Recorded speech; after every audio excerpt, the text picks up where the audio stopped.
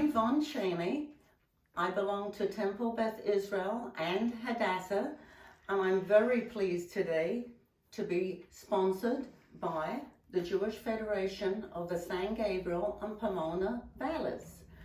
I'm going to be making today a British Hanukkah cake, which has been adapted from a British fruitcake which has long been used in the United Kingdom and possibly other parts of Europe, which is basically the same as the cake I'm making today, except it has a almond marzipan coating plus royal icing. But that's the way it is dressed. Our cake today will not be dressed with those items, but it will still be just as tasty. So today, the ingredients we're going to be using are 3 beaten eggs, butter. The fruit we use are 6 ounces of raisins, 6 ounces of yellow raisins, and 6 ounces of currants. Currants you may not be familiar with too much. A currant is just a small raisin. They're easily obtained at the market. We have butter, brown sugar, ginger ale, and brandy. The flour is we call it, in England they sell self-rising flour, we call it self-raising flour here.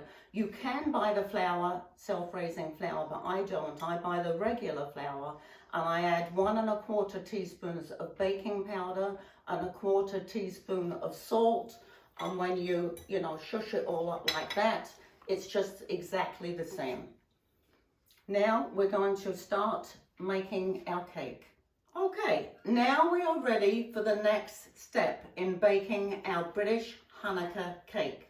We've taken 6 ounces of black raisins, 6 ounces of yellow raisins, and 6 ounces of currants. We've put them in a colander and we've rinsed them well, looking for any little stalks that might be at the end of the raisins. There's usually very few, but you can catch them right away. So you remove them, you drain your fruit well on a paper towel, and then you put it in a nice glass bowl. I like glass because I like to see what's going on. So into that, you are going to pour 1/2 cup of brandy. And you stir it in well, your brandy. After you've stirred it in, you will get some wrap and you will put it, you'd obviously take the spoon out. You will wrap it over here and you will put it into the refrigerator.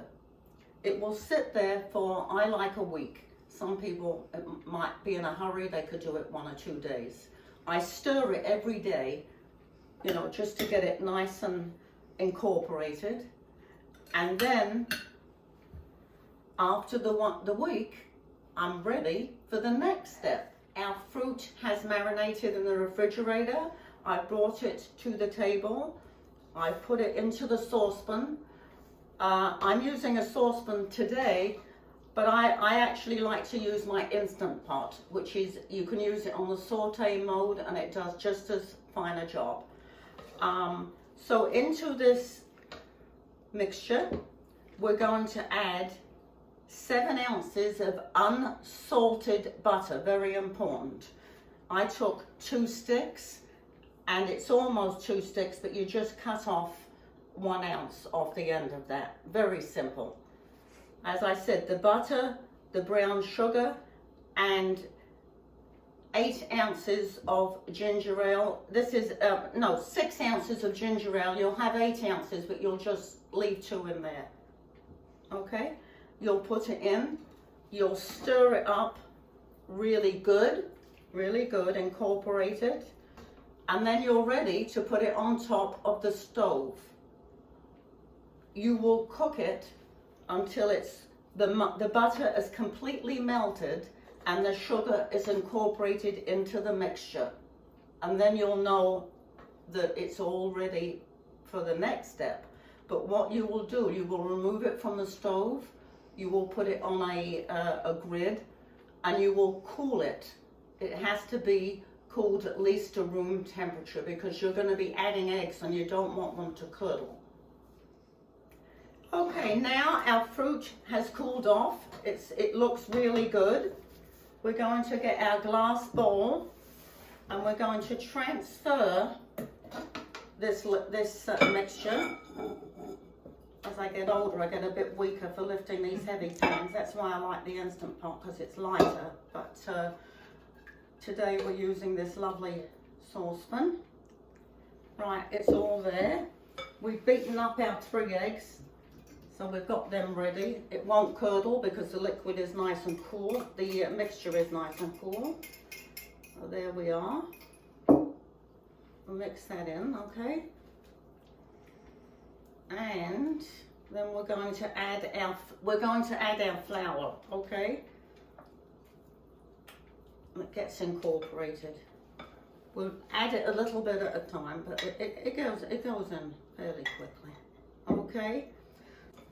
As soon as it's incorporated, there we are. It's coming nice and it smells good. That's the main thing. And as we all know, when you bake, your brandy or any alcohol you would use burns off anyway, so for those that are worried about alcohol. Okay, now, put that there. We're going to spray our pan lightly. That's probably enough. Then we're going to line it with parchment paper, two pieces of parchment paper. All right, that sticks very nicely. And another piece over here, so that will make it very easy for taking out of your pan.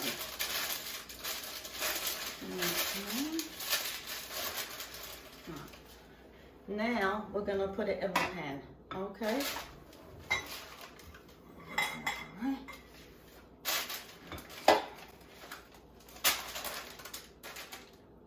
I'm kind of a Julia Child kind of cook.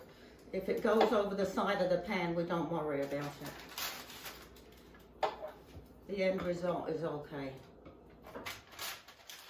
I don't believe that. Okay, so now we're ready to put it into the oven. And it will be 325 degrees for 90 minutes. But after what I do is, after 1 hour, I check the cake. And if it looks too brown, because dried fruit tends to brown very quickly. And if it looks too brown, then I cover it with a piece of non-stick foil. The non-shiny side is what you put down over it. And so that could be after an hour. But if it doesn't look too brown, wait another 15 minutes. And then cover it up. You can test it after an hour and 15 minutes with the cake tester. And if it comes out dry, you know actually your cake is done. So that would be an hour and 15 minutes. If the cake tester comes out moist, you know your cake's not done, so you do it for another 15 minutes. So the most would be an hour and a half. We're now on our final step of this British Hanukkah cake. It's come out of the oven, it's cooled down, which is very important, of course. We're now getting to the wrapping and feeding with brandy stage. So now I'm going to take this out of the pan. It will be upside down, which is the correct way I want it. I'm going to turn it upside down, like that. Okay. This is coming off. And we can slide it gently like that. Okay? Now, we're going to take anything skewer, anything that's fine, and we'll pierce the cake. We're going to, it can go all the way to the bottom, it's not a problem. Pierce it as much as you like. There's no, 30, 40 times. You just do it as much as you like. Just keep doing it, and that's probably about right. Now we're going to pour, I've I like to use probably between a quarter and a half a cup of brandy, but you'll see when it soaks through when to stop. Okay, so you see as I'm pouring it, it's going through. Yeah, and then I'll lift it up for you to see properly, but it's going in nicely, which is wonderful because it will be wrapped up. I like to keep it about 6 weeks. I think it's around Hanukkah time. So I start making it whenever Hanukkah is, because it's different every year. Sometimes it's early in December, sometimes later. So we'll keep it wrapped up till we're ready to eat it at Hanukkah time. Some people want to try and get to it sooner. I have to fight them off. So as you can see, we did use about a quarter of a cup, so that's fine. So now I'm going to wrap it initially with this wrap, any brand of course. Okay, so that's wrapped. Now the foil I mentioned before, I wrap directly on the food. Well, this has got the wrap, so it's not quite directly. The non-shiny side is what goes on your food. Okay, so we're going to wrap it like that. I might need some more foil. I probably will. And I'll need some more foil, but it's close enough. So, okay, we wrap it well, and we're going to leave it upside down like this is, because the matte brandy is going to go right through this way, so that when you turn it back up though this way to eat it, it will have gone all the way through. During the process of it being wrapped over the 4 to 6 weeks, I call what I say feeding it. I'll perhaps score it again a few times, and I'll put some more brandy on it. It could be a quarter, a bit less, just to make sure it stays moist. If it looks moist when you open it, then you wouldn't need to feed it more. But it's personal preference how much brandy you like. And so now it's all ready to go into a cool area, I would say. If you do have the cake more than 2 months, I would suggest refrigerating it. But this cake does not need freezing. That would just not be good for the fruitcake. You never freeze a fruitcake as far as I'm concerned. And so there we have it. You've now made, I hope you do, your first British Hanukkah cake.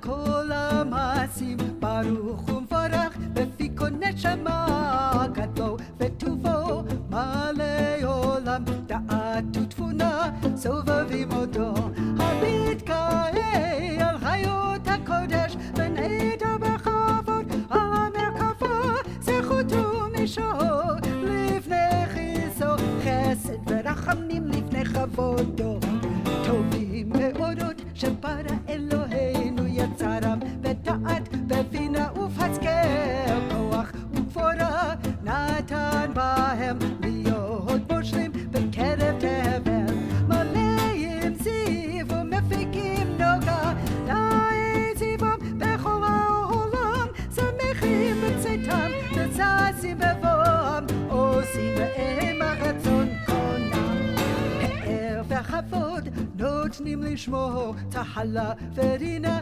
לזכר מלכותו קרא לשמש ויזרח